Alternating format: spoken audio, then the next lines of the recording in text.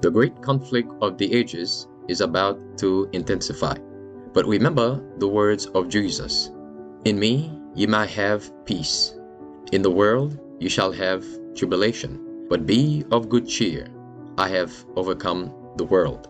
Would you like to know how to exercise courage and fight the good fight of faith? Listen to this devotional.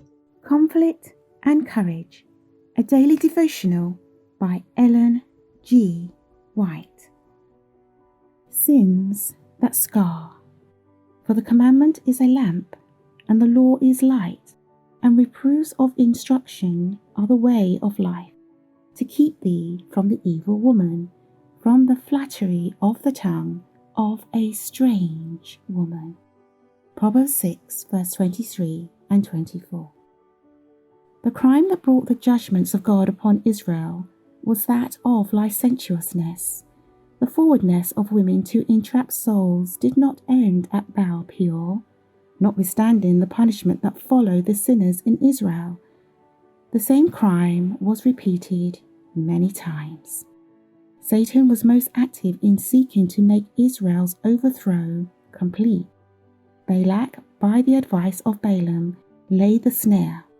Israel would have bravely met their enemies in battle and resisted them and come off conquerors. But when women invited their attention and sought their company and beguiled them by their charms, they did not resist temptations. They were invited to idolatrous feasts, and their indulgence in wine further beclouded their day's mind. The power of self-control, their allegiance to God's law, was not preserved. Their senses were so beclouded with wine, and their unholy passions had such full sway, overpowering every barrier, that they invited temptation even to the attending of these idolatrous feasts. Those who had never flinched in battle, who were brave men, did not barricade their souls to resist temptation to indulge their basset passions. They first defiled their conscience by lewdness, and then departed from God still farther by idolatry, thus showing contempt for the God of Israel. Near the close of this earth's history, Satan will work with all his powers in the same manner and with the same temptations wherewith he tempted ancient Israel just before their entering the land of promise.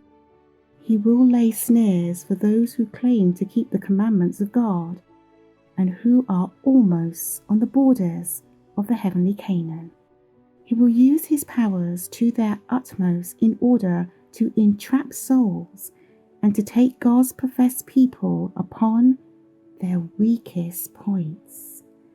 It is now the duty of God's commandment-keeping people to watch and pray, to search the scriptures diligently, to hide the word of God in the heart, lest they sin against him in idolatrous thoughts and debasing practices, and thus the church of God become demoralized.